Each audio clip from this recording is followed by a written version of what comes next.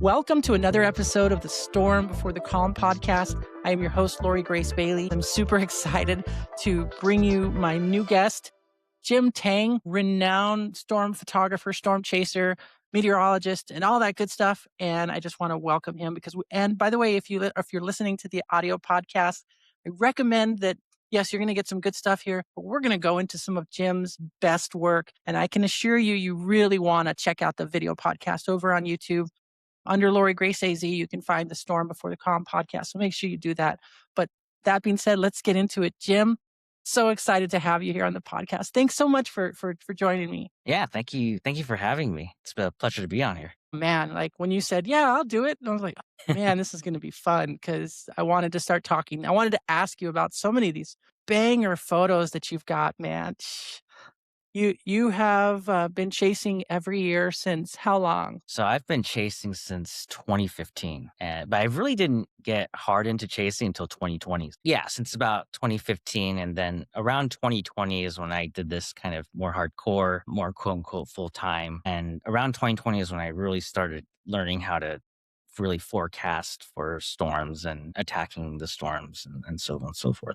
That's not easy to do. Like what went into learning how to forecast? Did you already have a degree in meteorology? Tell us a little bit about who Jim Tang is and how we got you from baby Jim to the dude that is, capturing bolts over shiprock, I know it's not an upside down lightning. That's dumb, but explain it, get us there, take us there as well as you can. Yeah. So I've always been interested in the weather. I think I really, really got into it around the 7th grade, started, going online, and the internet was the big unlock, right? So once I started having internet access, you go on, National Weather Service, you go on, see all these pretty colors, see the radar, right? So I started really following tornado events and the radar evolution around that time and started learning things about like CAPE and so on and so forth. I did major meteorology, so I am completely self-taught. So Really? during that period, Wow. I was just going on internet forums, Storm Track. Everyone was talking about stuff, right? And I was just learning as I read or sometimes, interacted with these people. I just took in a lot of information. And then in 2015, everyone's talking storm chasing, right? I never really saw myself as like one of those people, but I was like, you know what? I'll take a chasecation out there just to see what it's like. And boy, I was hooked immediately. Literally hooked. Yeah. Yeah. Hooked echo, hooked everything. Yeah. And this was the planes. You just went straight for it and you just decided to get out there? Yeah, absolutely. You didn't do any kind of tour group or anything, but you just decided to get out in front of a storm. I rented a car for a week. I flew out and Holy cow. And how was that success? Did you find success right off the bat? No, the first year, 2015. So I always tell people the story. The day before my first day out there was the Canadian Texas tornado. And then 2 days after I left was a similar tornado. So my chasecation fell right in between these good tornado events. And during my like 6 days or something out there, basically nothing happened. So I was kind of out of luck there. Always, yeah. Always, right? So every time someone takes a chasecation for the first time and their chasecation falls right in between the good storms, I'm like, oh yeah, I totally understand. That always happens. Yeah. Yeah. So yeah, that first week I didn't have much luck finding tornadoes, but I was able to find storms and even the really crappy storms, like just grungy, just no warnings even, right? You didn't care. I didn't care. I was so amazed by this. Right. I lived in California, right? So wow. I didn't see anything like this. So I was amazed from the get-go. I think I remember you. I think that's when I first knew of you when you were in California and you got a shot in San Francisco. Is that right? Probably, yeah. Was that, I don't know. Let's see. When was that? When did you end up getting that shot? Well, that was 2020 when you got that shot of was that the Golden Gate Bridge? Or it was one of those bridges? Yes. So in 2017 and 2020, I was able to capture images of lightning behind either the San Francisco skyline. I think there's one image behind the Golden Gate Bridge. That was my first kind of viral photo. So we're going to share this screen here, and I don't know if you can see it, but yeah, that's what is this? Tell us about this. And we're going to go into the other stuff and keep with the story. But while we're talking about it, let's just get into that. So how did you set up for that? San Francisco is not notorious for lightning, Jim. Yeah. Okay. So this This was in 2020, and this was the lightning event that triggered all the big wildfires that year. So, fun fact, in 2020, I actually booked an Airbnb in Arizona for a month, and that ended up being a terrible idea because, as you know, the monsoon that year, Oh, 2020 was terrible out there. garbage, right? It was just Yeah. awful. So, and then I think on the second day that I was in that Airbnb, the AC broke. So I was in this like Oh, 110-degree, oven, Arizona without right? AC, don't do it, man. It's It misery. was bad. It was really warm in the Airbnb, and the storms were dead, right? And when in the monsoon season, if you don't have storms, Arizona just goes to 120 immediately, right? So Absolutely. it was rough. And so this was towards the second half of that whole month. And there was finally Arizona had a setup. There was supposed to be a haboob. There was a haboob setup down south of Phoenix on across I-8, as you know, right? That whole corridor. So there was Mhm. this haboob setup, but there was also this lightning setup in California. And so day one, I was like, I'm here for storms in Arizona. I'm gonna stay in Arizona. And I completely missed out on what was a generational lightning storm in San Oh, Francisco. I was so pissed, right? So I got a lightning shot, but it was like kind of a crappy shot. And there you have, wow. and then I could have stayed in San Francisco, saved all Mhm. that Airbnb money, and gotten like an amazing lightning storm, right?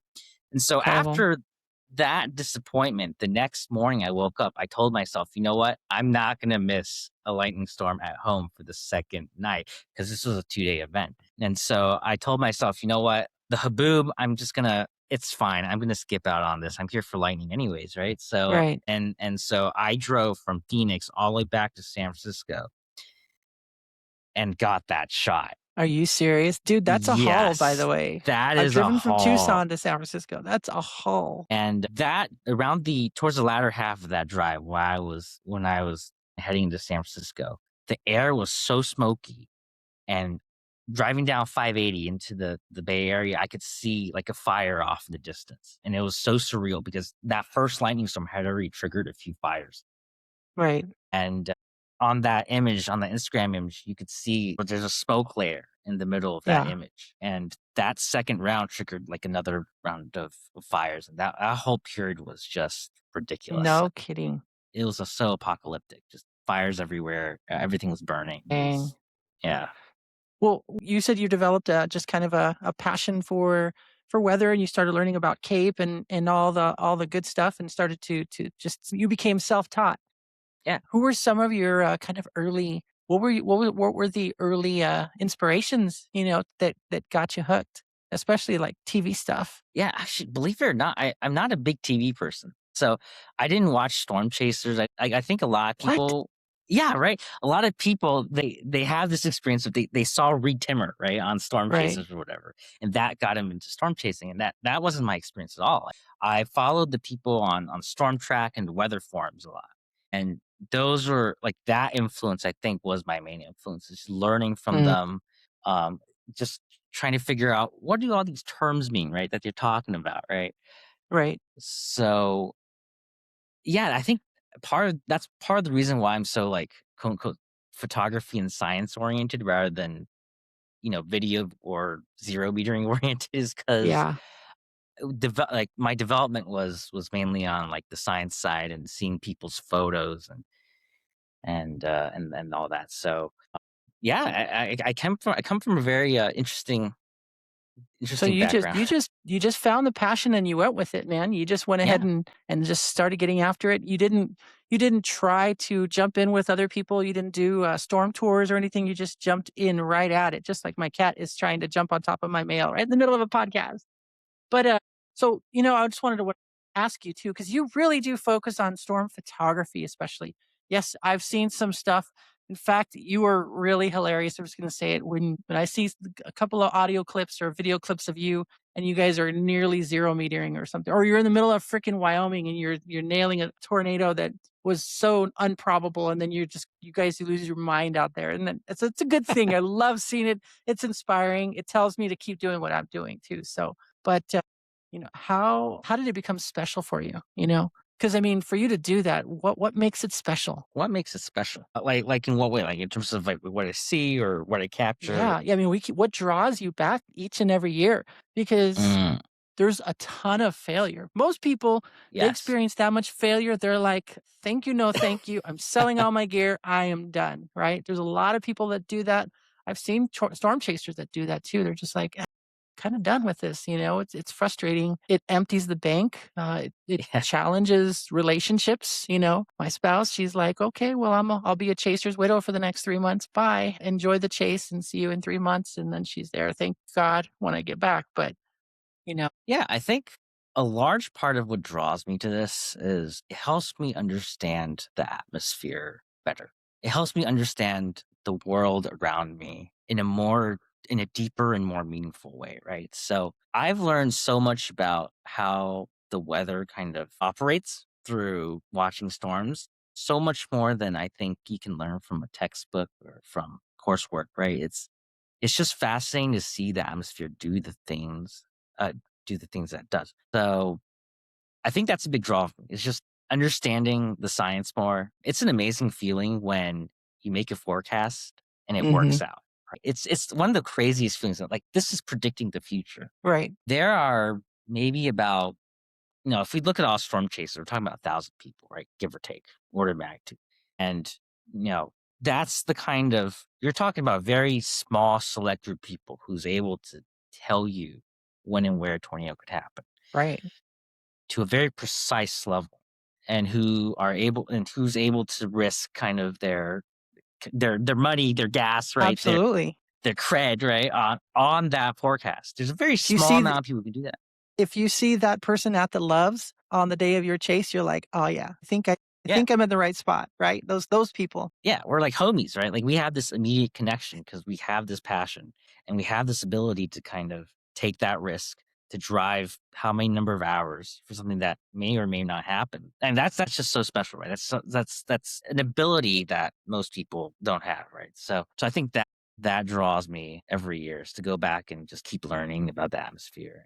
And So certainly it excites you, but then there are times where you're like, "I could quit this myself. Like, I'm frustrated. I suck." You're pretty open about that. Could you tell us a little bit more about that? Like, what is yes. it because those wins are so huge and extraordinary and and fantastic that, the lows hit harder too when you do miss the mark? Is that what it is?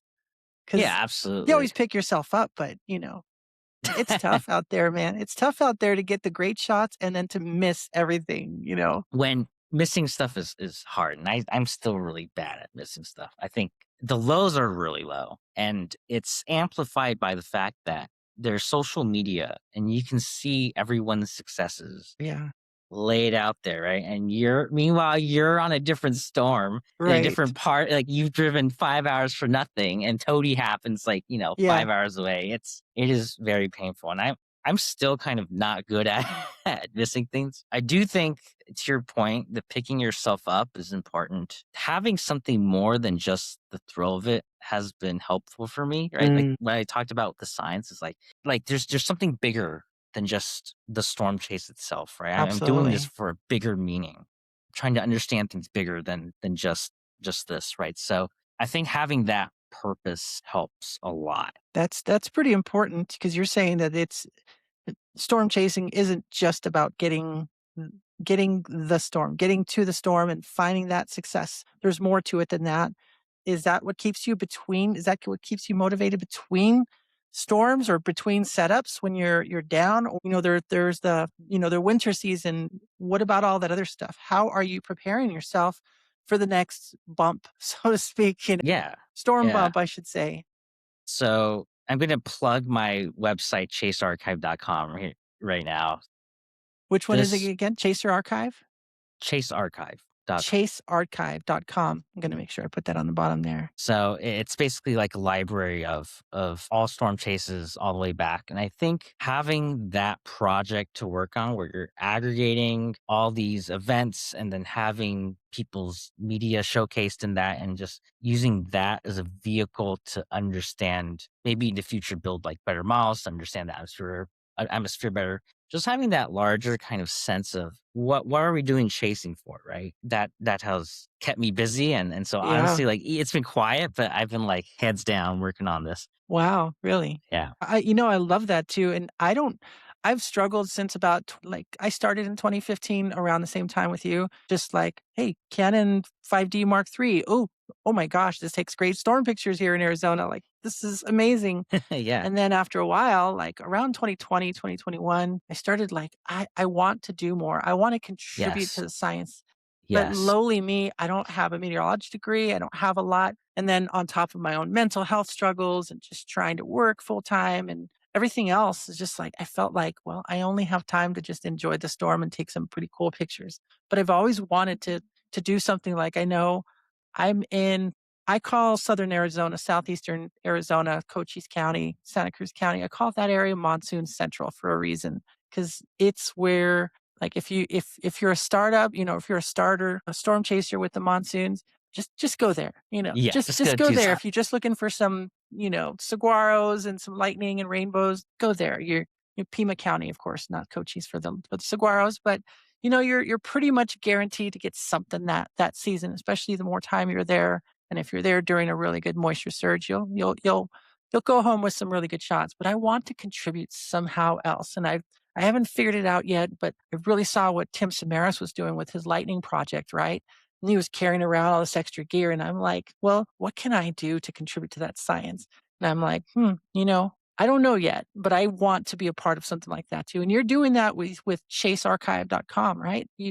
Yes. Is that driving you forward? And have you been able to take any of that data and kind of draw some of your own inferences from it? Yeah, so we're still building out the whole platform. So I've Awesome. got like the web page is up and everything, and but at some point we're gonna start using some of the data to maybe build some models or something similar to that. But even having just like an archive of being able to being like for any setup extra, being able to look back on a previous setup and say, "Oh, this is something that looks similar to this, or this is something that looks different," right? Having that searchable interfaces to see like what do June setups in Nebraska look like, for example, right? How Right. does this relate to my current thing, right? I think understanding the past helps us get a better sense of the future, right? And that's really what storm chasing is. It's a business of figuring out what the future will look like. Pretty much. Yeah. So we're gonna build on that a lot this year during the Chaser Summit. We're gonna talk about it, and we're gonna start having users and rating systems so you can actually rate how a chase might have gone, stuff Wow. like that. So yeah, it'll be pretty cool. That's cool, So man. I'm excited to hear that too. And it builds purpose, right? If you can be absolutely, purpose driven, value driven, that adds to the motivation. It's not like I just want to go take pictures. You're actually giving exactly, something back to it. That I love that. I exactly. can't wait to That's hear really more about important. that. Thank When you. we talked about the monsoon, Jim, I know you're always chasing the planes and you pretty much get after all those. But you're actually one of the more prolific, and you don't even live in the monsoon area, in the area of general monsoon, but you're a prolific monsoon photographer. Dude, we're going to go through a few of those as we wrapped up things later, but you get some of the most incredible lightning shots, Monument Valley, Sedona, Grand Canyon. What do you think about the monsoon? What is it about the monsoon that drives you across the country or halfway across the country and dealing with like no air conditioner and Airbnbs? What keeps bringing you back there, man, to the Southwest? Yeah. Yeah, good question. I think so planes chasing, right? It's so saturated. Hmm. There's tons of people on every storm. I think what's special about Arizona monsoon chasing is there's less people. The community is super tight, right? Like we all know each other, right? So there's only like a handful of us who actually drives all the way out to Arizona or you guys live out there, but like there's no Yeah. planes chasers who drive all the way out to Arizona, There's a right? So few. There's a few. I'm there's a surprised to few. see, and some people do live stream, Yeah, but it like is this year few. during the It is monsoon, it few. is Yeah, fewer. there's more than enough space in the Southwest for chasers. There's very little convergence. Yeah, there's very little convergence, and so the photos, I feel like the photos I get out there are just so much more special because, like, the number of people who've gotten them is so much lower, right? Like Hmm. just using my Shiprock example, right? The number of people who drive from Oklahoma to Shiprock for that kind of a setup is, like maybe 2 or 3 people in the world would do that, right? So Right. it's I just mean, something so unique, and figuring out how to forecast the monsoon has made me a better thunderstorm forecaster in general. It's made me understand why lightning happens, why thunderstorms happen. Again, going back to yeah, so is again, that the going one? back to the whole that is the one. Like, that is a moment I'll never forget seeing that on the back of my camera. I like Dude, holy smoke. How does this happen? How does the upward lightning happen? Is it because there was a post there? Is there some sort of lightning rod at the top of that? Or is it just a buildup of negative energy or the positive ions? I know yeah, totally screwed the pooch on that, but explain no that to worries.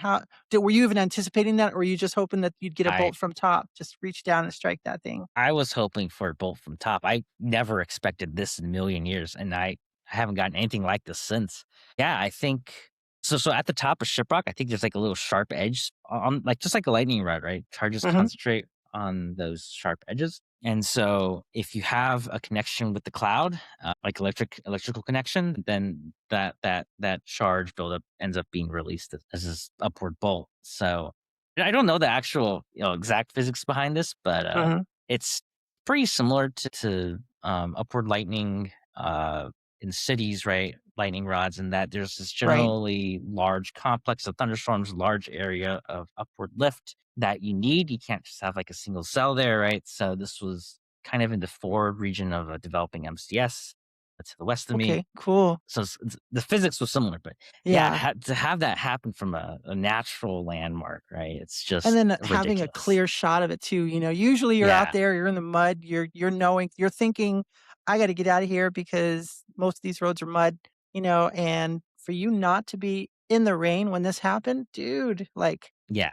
perfect. major payoff. And did you come from Oklahoma or Colorado to get that shot? I did. I came from Oklahoma, woke up at like 7, 8 AM, drove out, made it there about, I think, an hour. No, I made it around sunset. And then, so or after sunset, that's when things started getting going. We need to some of these shots we're gonna go through, and again, if you're listening to the audio podcast, haha, you need to show up to the video because we're looking at these photos too. And instead of a Hail Mary, we should call you the Hail Jim because you take these Hail Mary shots, you drive out to San Francisco or wherever, and you end up in the Grand Canyon the other night, or as our buddy who's developed the Bolt Hunter, you guys got some shots at the Anza Borrego, right? And Yep.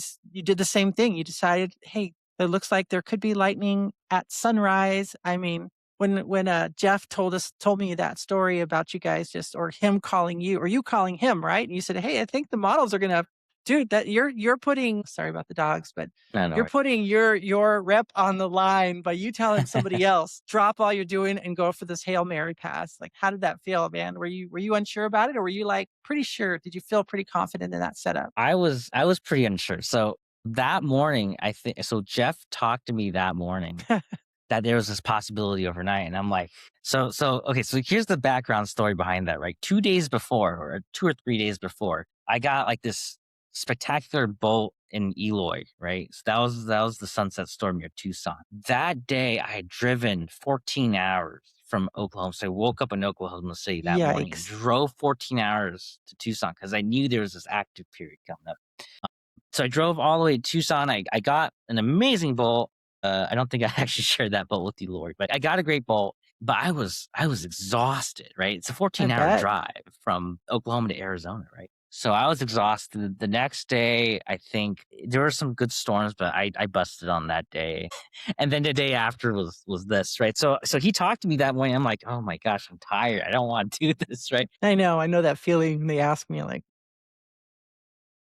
And then that evening, there was a setup that just totally didn't do anything. And I looked at the models and I saw that there was this like moisture coming through Anza Borrego. And so I realized that, oh, this could actually be it, right? And then the next 2 days kind of looked, yeah, mid, right? So I was like, you know what? I'm tired, but I'm here. Let's just do this. I told him, let's go for it. And then so Jim called you then. You didn't tell him. He called you asking for some advice, and you said, "Go for it, man. Take that. Take." So that morning he called, he asked me, and I was tired, right? I was like 2 days removed from driving 14 hours to Southern Arizona. But that evening, after that day's event, was just total bust and no lightning. That evening I looked at the models again and I saw that stream of moisture coming into Anza Borrego, and I was like, okay, this could actually happen, right? And so I hit Jeff up again. I'm like, let's do this. and then we drove down there. Well, you scored. You know, I was gonna pull it up, but the typing is probably too loud. Anza Borrego probably gets what, 4 inches of rain again a year, I'm guessing somewhere around there. I mean, maybe under 10 inches for sure, you know? Yeah, it doesn't And happen so often. it does not happen often. That is in the Mojave, I think, at that point, isn't it? Yeah, it's kind of like, yeah, near Salton Sea, eastern San Diego County. Yeah, Yeah. so, I know I've shared that picture. Did you also get that lightning too from Anza Borrego? Yeah, I also got that lightning. My lightning trigger was kind of glitching, so I didn't get any of the daytime No? shots. Yeah, that's fine. Was it the But I Bulltender?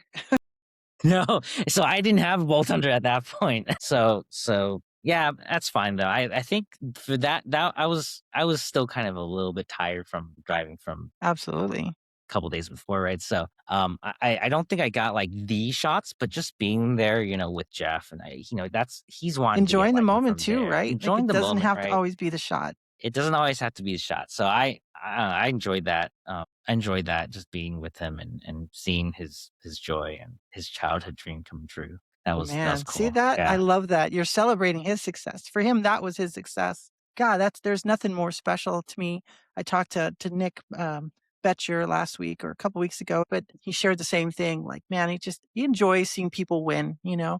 Doesn't always have to be yourself. You don't always have to win, and you're not always gonna win. In fact, you're gonna fail more than you're gonna win if you Yep. want to do what we do. You know, speaking about that, well, before we even go into that, what was your impression of using the Bolt Hunter? Because I know that you Yes. also got to test it out, and a lot of people keep asking me questions. I'm sure you get a lot of questions too, and I'm like, I didn't design the thing, I just used it, and it worked really well. I saw It a works shot really well. that you got, I think it was Oklahoma City at night at Yes. 10 PM using the Bolt Hunter, so Yes. that was a really perfectly exposed shot. And that was a perfect bolt. That was you don't get bolts that branchy or good in the plains that often, unless you have like big cape, right? But it's October, you're not gonna get big cape. Right. So, for me to I saw that happen, I was like, "You gotta be kidding me. How did I get that?" And literally, I think 2 or 3 minutes before I got that bolt, I talked to Jeff, and he was like, "Yeah, use the sensitive like, if you're doing bolts at night, right, use the sensitive setting or something." He told me to, like, use, like, a different setting, and I was like, "Okay, Mhm. I'll try the setting." And immediately after I switched it to, like, the sensitive like, immediately after I switched the sensitivity to high, Wham! bam, massive bolt, clear out of the blue, right? Right. So that was awesome. The bolt hunter is amazing. I've tried it a couple times now, and it's just nails it. I know, I know. I'm excited for I know John Sterling commented something about some of the things that he's excited to try out this year, and I'm kinda the same way, but we won't get into that. I don't This isn't an ad for that matter, but I know Jeff's getting ready to launch the Kickstarter, and I'm really excited about that. So if you have questions, make sure you go see Jeff's and go to bolthunter.io and find out more about that. But I wanted to ask you, Jim, you know, you've publicly shared about some of the bigger lows that you felt. Can you share a particularly difficult moment that you encountered and how it impacted you? Maybe it was encountering, I don't know, maybe it was encountering damage, you know, or a house that was damaged on a chase or something, or maybe it was a personal thing. But do you have an example that you could share? Yeah, I think, yeah, from a chasing perspective, I would say missing what's that day? This was an April locket, April 2021. That was really rough because this was after, like, I was moving my stuff to Colorado, right? And I had a choice to either do it that week or the week after. And I chose that week, the wrong week, basically. Ouch. And so, like, I could have not moved that. I could have moved my stuff like a week after, right? And then, or I could have moved it a day before if I just like pushed my timeline up a day, right? And so that missing that was really rough because 2019, I would just totally messed that year up. Like, I got like a tornado. It was just like I could have done so much better in 2019. And then Mm, 2020, as we all know, was just trash, right? So this was like my one chance at getting a good tornado that I've been looking for years, right? And I just totally messed it up. That I think that event really pushed me to become better at this kind of long range, medium range forecasting, right? Like trying to figure out what days do you have to block off if you look at right. medium range models, that kind of It's thing, right? tough, man. It's It's tough. tough, right? Like, but like if you can imagine, right? forecasting day of is hard. Forecasting 5 days out, whether you want to actually block off a day or not, that's really hard. Dude, last year was I had 4 days on the plains. That was it. And that was Nara Vista and the Texoma tornado, the The felt felt one that tornado, I that went was a north great on. So tornado. 2 out of those 4 days, I scored, dude. Like, I know everybody else did too, but I mean, that was me. Like, I didn't check anything else out. I was like, okay, I've got to go. I've got this time. I was in El Paso, drove straight that day Oh yeah, during the day of, absolutely.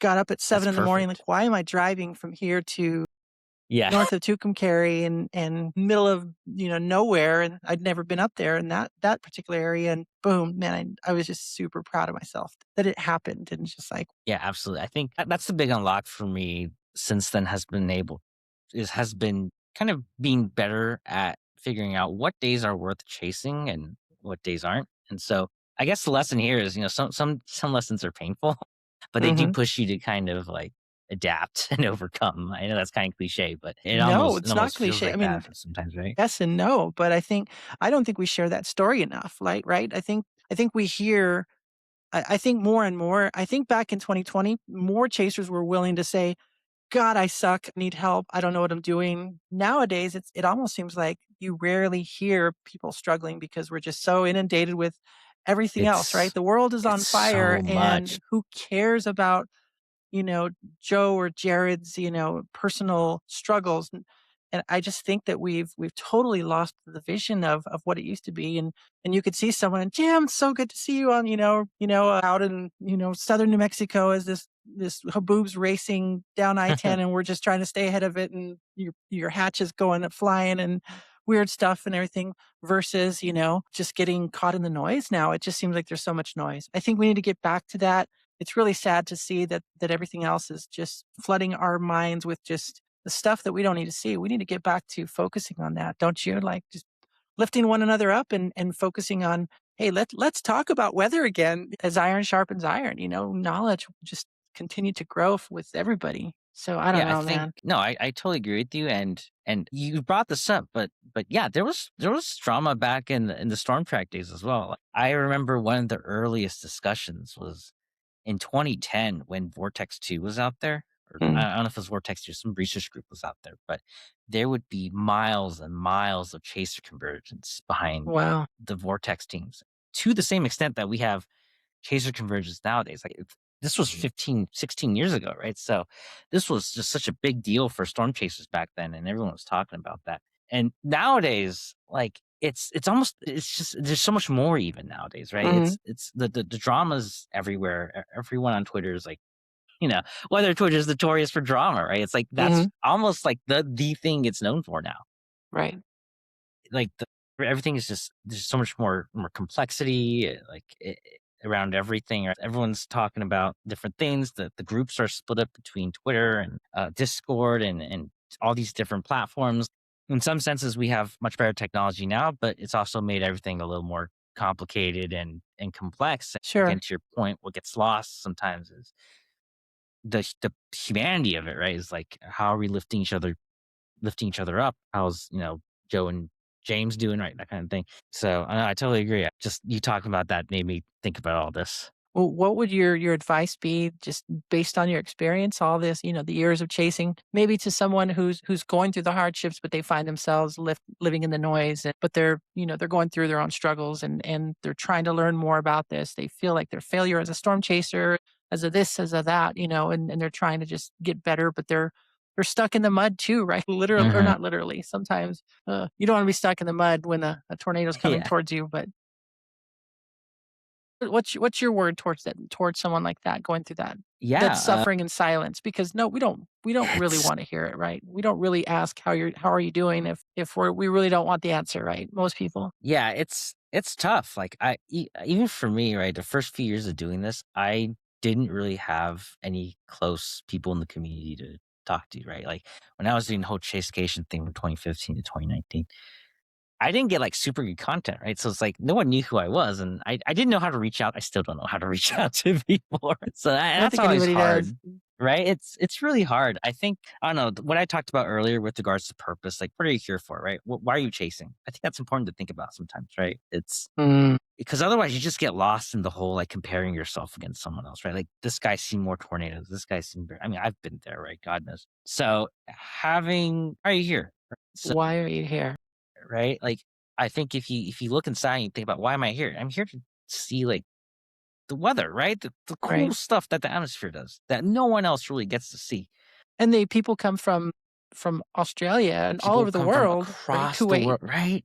Yeah, just to be here. yeah. So I think that's helped for me is to kind of look beyond the whole drama and comparing yourself and all that because that's gonna wreck you, right? That's just noise, you know? That's just noise, Well, right? I wanna switch gears a little bit because I wanna find out, like, what's your favorite weather to condition to chase? Dude, you chase so much. Is it everything? Do you just don't tell me it's everything, but do you love I NATOs? Do you love the structure? Do you love just the beautiful sculpted supercell? Or what's your ideal chase setup like? I think for me now it's the tornadoes. Is it I think there's a swirlies? level of yeah, the swirly stuff, right? I think there's a level of it's so much more rare to see a tornado than to see good structures. I almost Mm, hate to because structure is great. Every time I see structure, I tell myself, "Wow, this is amazing. Why do I not focus on structure more?" yeah. I also think there's a level of tornadoes are the prize, and I like hitting home runs, right? It's nice to hit singles, but I you love that you do analogy. want to hit home runs, right? So, Right.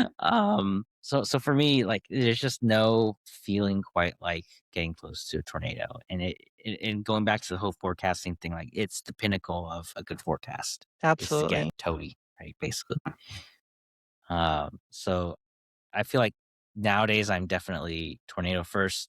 But then come monsoon season, right? I completely switch gears. It's like I want to get Right. the lightning shot, right? So I love that too. So for me, it's almost like it's almost bifurcated to these two things. It's like that's the goal. So either get the lightning shot Sure. or get the tornado. No, I totally get it, and there's a lot to share as well, and again, if you're watching the audio, go see the video because this is the good stuff, otherwise you're gonna need to skip about 10 minutes ahead here, but if you're okay, I'd like to just run through some of your shots, and this is why I'm just, I am in awe of some of your shots, Jim, and a lot of people, my goodness, what I'd give to have some of these shots, but I'm getting there. I'm encouraged. I see your stuff. You manage to just steer clear of all the noise. You and the people I really admire the most. That's the other thing. I'm not just looking at your forecasting and your motivation and the images and your extraordinary results, but I'm also looking at the other stuff too. You know what I mean? People see that you're like, man, he's on a mission. He's Hail Mary Jim Tang. I mean, he's going for these bangers, and this cat is this is my cat, by the way. He's responsible for all the noise and all that good stuff, but you're doing that, and it's inspiring, but I'm also noticing that you do tend to do your best to just mind your Uh-huh, focus, not mind your business, but mind your focus, and I think that's important. So with that being said, I'm gonna pull up some photos, and you can share it a little bit or uh-huh, share what's special about it if you're okay with that, because these are worth sharing. I don't you It's not usually a video podcast oriented, but I want to share what I think is some of the best photos in all of Chaserdom and all of storm photography. These are super incredible. So I'm gonna do this real quick, and then these are from Jim's Instagram page. You can go to Storm Chaser Tang on Instagram and find Jim's incredible weather photos. And you need to see these and just follow along. This is you called it yes. back then, the magnum opus of your chase career. Tell us a little bit about this Yeah. banger. So this is the Wellfleet tornado, and this is probably going to be my number one tornado for my entire life. This was on just a really subtle mesoscale day in western Nebraska. So, fun fact, that morning I was in the Badlands. And so the night before, there was an MCS that rolled through the Badlands. I tried to get lightning, didn't get anything. So I woke up that morning in the Badlands. And I had actually looked at kind of large scale pattern and told myself, okay, western Nebraska looks pretty good that day, but I was in Badlands, so the cams, the her was showing another MCS going through the Badlands later that day. So I was thinking to myself, okay, I'm already here, right? Do I stay in the Badlands or do I go down south towards Nebraska like my gut had been telling me for a few days? when I woke up that morning and I looked at the surface pattern down in Southwest Nebraska, I immediately knew, okay, Badlands is cool, lightning is cool, but I gotta get down to Nebraska. Wow. Um, so I drove 4 hours from the Badlands to Nebraska, and when and it was pretty late initiation, so this was like around, I think around 6 p.m. When that storm started initiating south of North Platte, that was the most explosive initiation I'd ever seen. It went from a few cumulus clouds that I didn't pay attention to. It was behind me. So I literally, like, for like Really? 20, 30 minutes, I was just like browsing on my phone until someone texted me, "Oh, are you looking at what's developing near North Platte?" And I looked behind me and it was like this giant thunderhead. I was like, wow, right? So I'll never forget that. And then Dang. getting going south on Highway 83, and then I turned at that intersection between Highway 83 and I think Highway 23 south of North Platte. Right when I started taking that right, I saw a little dust swirl come down, and about that time, I was like, oh, okay, today's going to be a good day. Wow. And I drove down 23. The tornadoes slowly started condensing in front of me, and it just kept on getting better So you and saw it from better. the you saw it actually touch and Hmm. touch down and go nuts after that then. Yeah, it just kept on going. Looks like it's a pretty, I mean, you could see the rain, in this image. It's a little murky and all that, like, doesn't look like things were optimal to get into this spot. Yes, so I went west on 23, uh, and then in the town of Dickens, I went south, and so I realized when I was seeing the tornado, okay, there's an opportunity to get the rainbow shot, right? I think everyone thinks about the rainbow and tornado shot. So I was like, Yeah, I saw that the sun was behind me, kind of below the cloud deck. exactly. I saw the tornado from me. I was like, okay, I gotta do this. Wow. So you And so repositioned to get that I rainbow in there. repositioned to get this shot, and it was just absolutely insane. Heck yeah. I mean, you got, Reed saying this is your best work yet, and all the comments are really, I think, just right on the money with this shot. And it's not the most vibrant color or whatever, but to you, you can tell when you love a shot, and even your own magnum opus, your own comment on it. I'm sure, like, you wouldn't care if people only like 3 people liked it. You're like, "I don't care, man. I was there. I set up. This is my shot. This is mine, all mine." That's fantastic. Yeah, and I think what's made it even more special was there again, just talking about the whole, like, how many people were on that, right? There weren't crowds on that Really. tornado. There were, I think, about like 20, 30 chasers, which nowadays is like every single setup has like what, hundreds of people, right? Thousands of people Mhm. maybe. Like Arnett had thousands of people. So that just have kind of Wow. almost have that spot to myself, and Even knowing that better. this is like my shot, right? This is Yeah. my thing. I You're own this. There's precious. no shot like exactly Are my you precious, Gollum? right? That's your precious at the ring. Exactly. Yeah, that's awesome. And then we've seen your Shiprock one, I think. Is that the Can you see that shot in the image here in the share screen? It's gonna make me do this for every one of these, I think. We're gonna do the window here. Sorry. I'm still a noob, guys. Sorry. I'm still getting used to this. By the way, this is gonna be the ninth or the 10th episode of Storm Before the Calm. And I found out that 90% of podcasts don't even make it to their 10th episode, and then they just fail because people give up. I almost gave up on it. I was going through some stuff again, mental health issues and other things. And I decided, you know what, man, I need to keep telling these stories. And so obviously getting to share Jim's work, like Shiprock, that's also a plus. So I'm going to keep at it. And there are many other stories or many other people out there who are just amazing chasers and amazing photographers and people into extreme sports and all. I know a lot of people who are really cool that have gone through some really wild stuff, and I want to keep sharing that. So thanks for bearing with me through that, Jim. But what about this one, dude? Come on. Oh, Are you yeah. Okay. kidding Yeah. me? I hate There's a you. story behind this too. My gosh. Grand So Canyon this lightning, not an this easy. is this is the Grand Canyon shot that I've wanted to get for years, right? It's always so hard to get lightning through the middle of the canyon. Right. So the story behind this is I was in Europe for 2 weeks in September, and I was supposed to fly home on this day from Europe. And I think like 5 days, something like 5 days before I was supposed to fly back, I look at the models, right? And one thing you learn quickly about the weather is that there are certain patterns, certain large scale patterns that just do things. And I looked at the models and I saw that. I saw one of those patterns that I knew would do something in California. So California lightning doesn't happen often, but there's a certain pattern during Hmm. the fall. It's always during the fall that pretty consistently produces good lightning storms in California. And California lightning storms are always they're dry lightning, right? So Right. you can get amazing shots. So I saw that stuff and I pushed my flight back a couple of days. And so the first day I got a lightning bolt in Santa Barbara, but then I saw the setup coming together in the Grand Canyon, I think a couple of days after, and I booked it to the Grand Canyon and I got the shot. But I'm just thinking to myself, if I hadn't taken the risk to move my flight forward by 2 days, I would never gotten the shot. Dang. And this kind of goes back to like the whole, forecasting, trying to identify what kinds of setups are really worth it, what kinds of setups tend to happen with certain patterns. Identifying that California pattern got me this shot literally. There was no other way I could have gotten the shot because like why would you change a flight back from Europe, right? You're saying it was another Hail Mary play to get out there and take a stab at it. You weren't Yeah, guaranteed this shot. You were not no, I guaranteed wasn't it. guaranteed to get the shot. So it was a Hail Mary, but it's kind of like an educated Hail Mary, right? Being able to I like that. identify You're getting better, right? We talked about that. You were talking about just exactly. over time, you're able to narrow you're constantly improving your own metrics, your own Hmm. understanding of meteorology to get something like this. And you end up with something like this.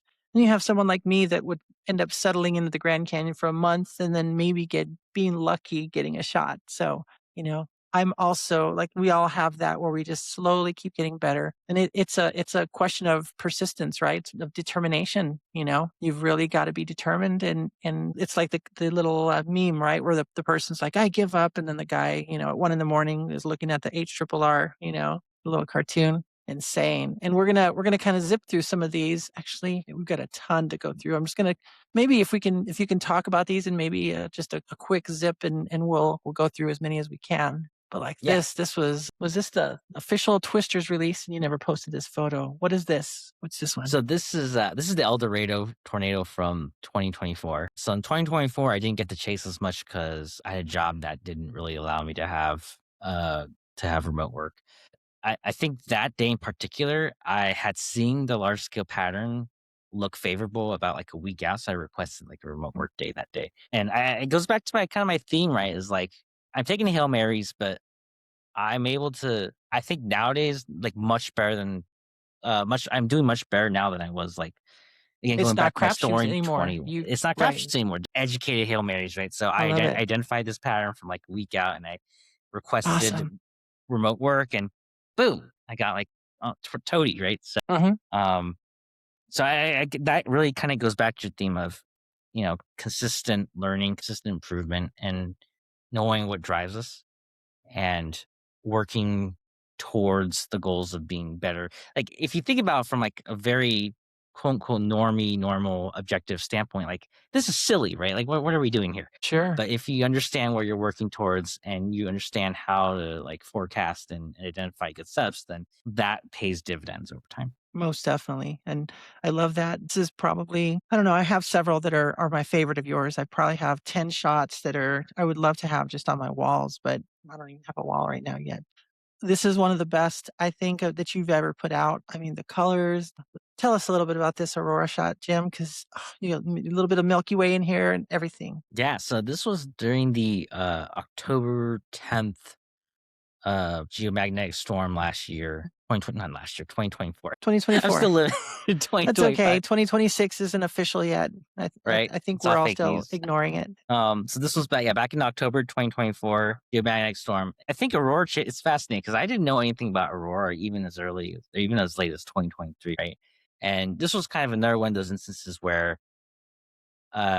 just being in a community that talks about all this stuff, like how to forecast aurora, like BZ, right? All these parameters that if you asked me in 2022, I would have been like, "What are you talking about?" Right? And That's it's like me.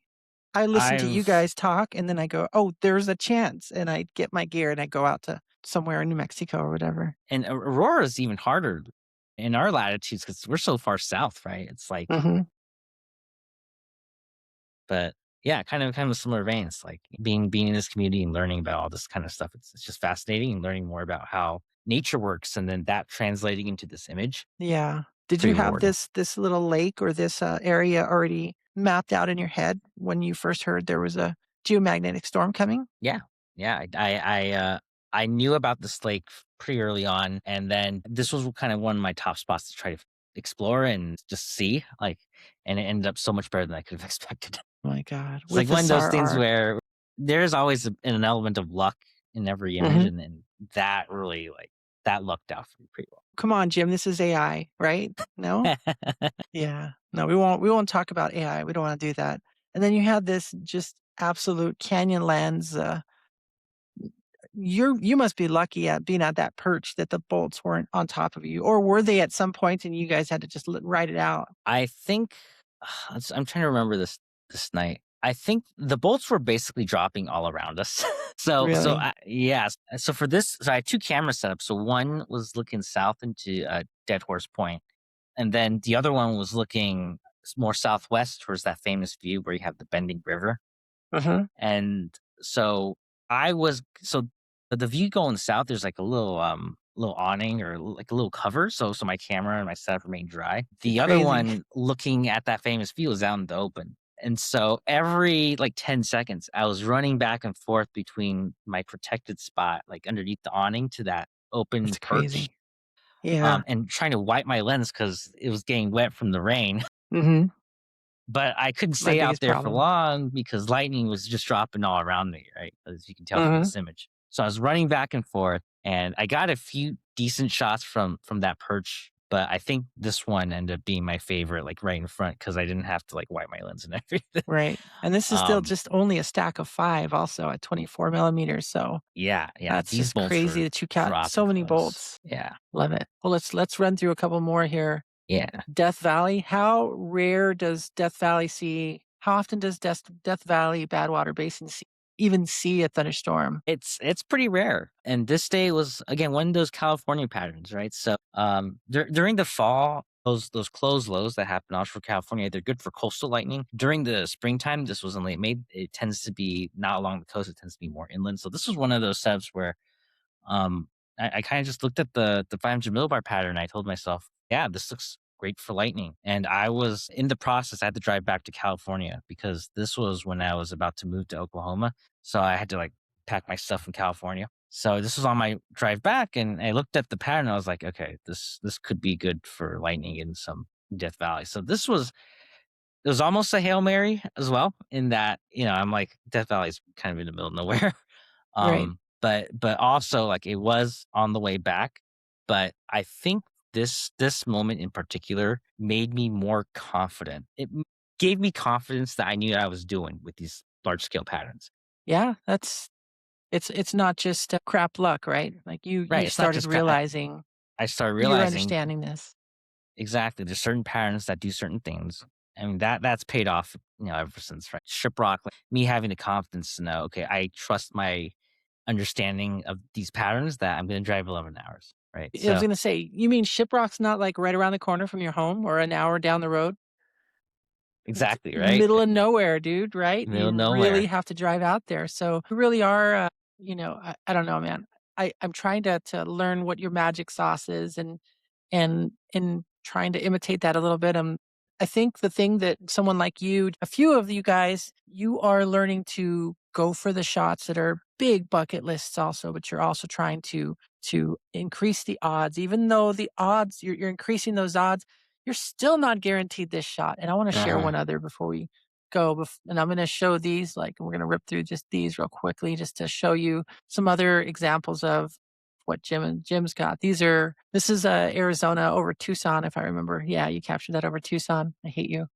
Getting shots like this in Tucson is sometimes you get some really great ones. Great, what do they call them? This may or may not be a positive strike, right? It's not necessarily just because it's up there. But these bolts from the blues, man, these are amazing. That's what Arizona chasing is about, right? Yeah, absolutely. I think, yeah, this was in July 2023, and I think just 2023 in general. So I told you about my story with Death Valley. I Hmm. think just 2023 in general. Oh, actually, no, this is in 2022. So I think that whole period between monsoons It's 2022 rough. and 2023, I started realizing that I actually know how to do this. Mhm. I think this bolt was kind of another day where the her was pointing more towards Coach Ice, but I had a feeling that Tucson would go.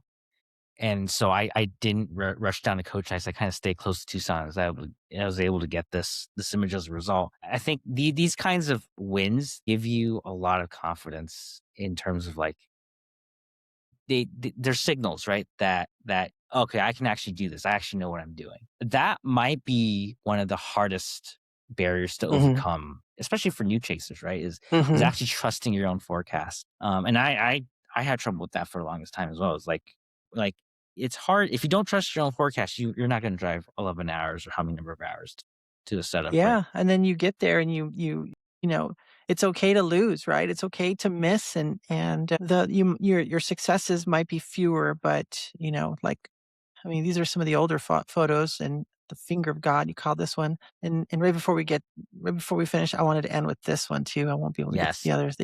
Everybody can go to to Jim's Instagram page, Storm Chaser Tang, and get a load of these also. But this one, dude, I was hoping for this shot. I have been in 2025, I was at White Sands probably 15, yeah, probably, I don't know, maybe up to 15 times, I guess. Gosh, I gotta count them. I still am processing the time lapses. Haboobs at White Sands. I wasn't expecting that. I have a lot of stuff I need to still process and edit and all that good stuff. But I was going for this. You know what I mean? I was like, just give me a sunset storm with some color, structure, and lightning over the dunes. This is really what I wanted.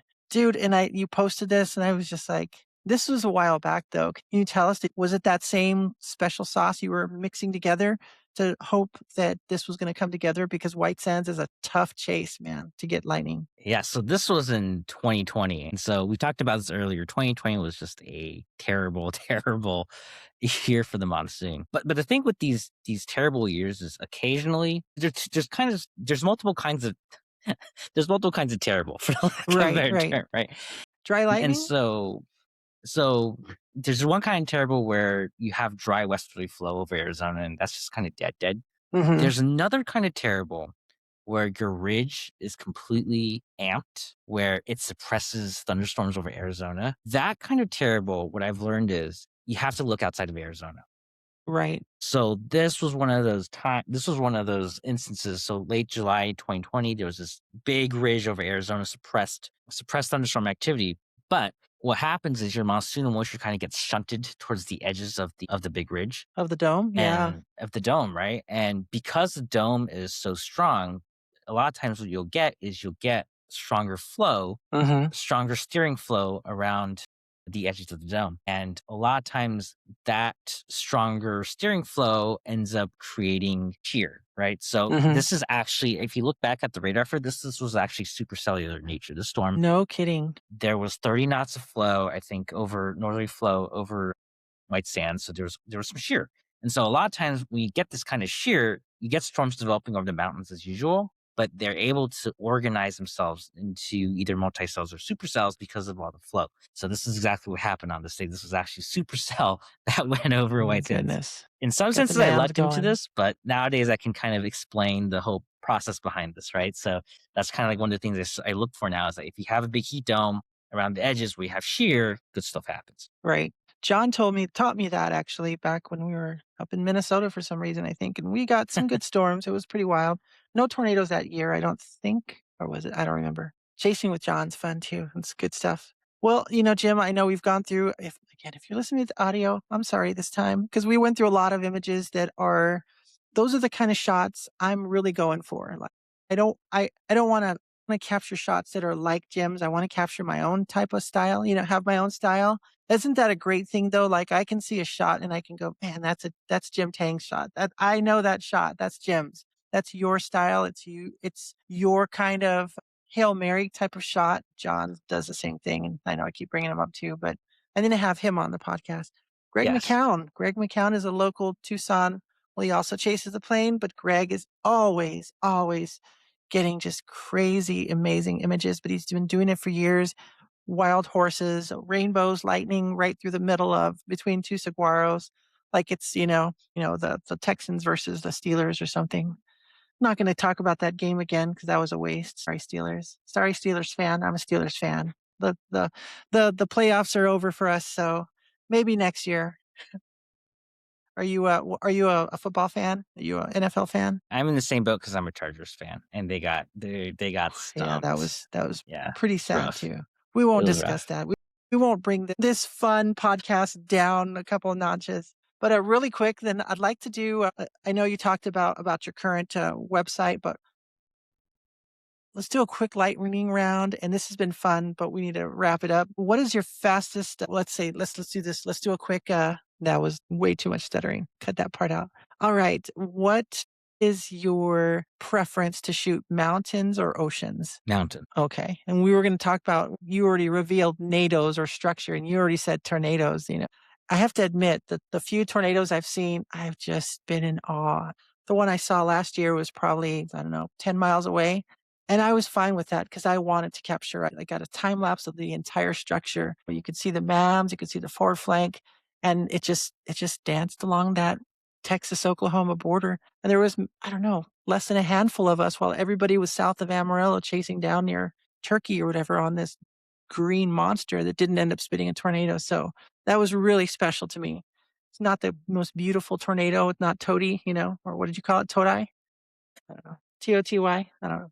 Before mid June, I think a lot of people did actually consider that tornado toady. It was a great tornado. So, okay, let's see. What's your favorite weather phenomenon? You've seen auroras, sprites, you've seen a whole bunch of stuff. What is your favorite? You can't say tornadoes again. No, Okay, you okay. can say tornadoes again if that's really it. Let's say, but besides tornadoes, honestly, besides tornadoes, I do enjoy good structure. I think I don't prioritize structure as much as I used to, but you know what? Good structure, it's like it's good. It's just good, right? It's like it's not like tornadoes where it's like violent and adrenaline. Right? It's just quality good. So I'll take structure. Right. I think I remember seeing that one, Trey Greenwood, and I think Reed was down there also, but it was in South Texas. And I think Trey took a picture from his vehicle vantage point or something.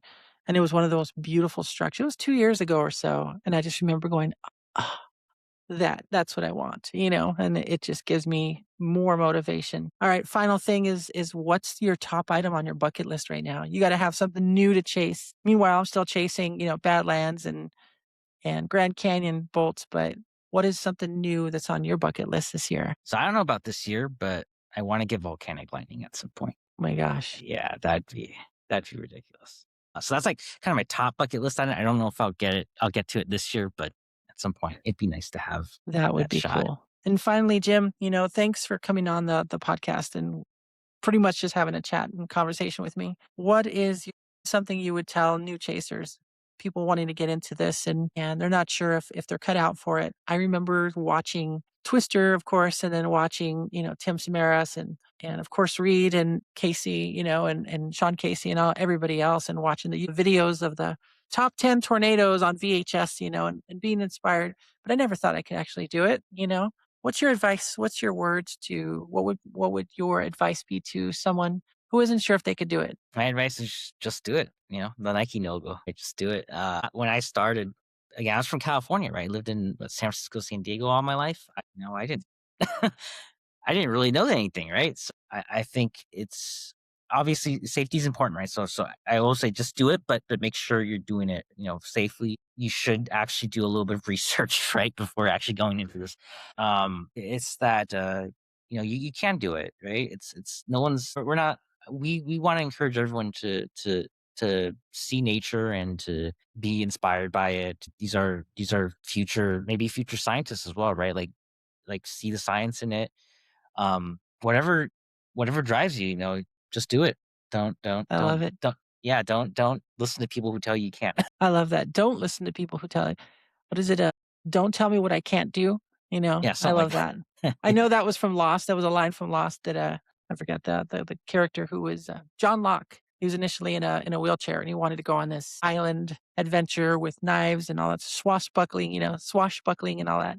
And they were telling him, "You can't do that, man. You're in a wheelchair. Look at you. You're all washed up." And his whole thing is, "Don't tell me what I can't do." And that Mhm. drove him. Of course, he ended up getting his legs, miraculously healed when he crashed on the island. And then there was a smoke monster and all that stuff. But we won't talk about the show Lost. It was a great show. I know a lot of people hated the ending, but I did not. that being said, Jim, I know I'll let you get back to work and all that good stuff, but it's been such a pleasure. You're such an inspiration. I just want to thank you for being willing to come and chat and talk about some of these and how you got to the shot and how you just keep year after year.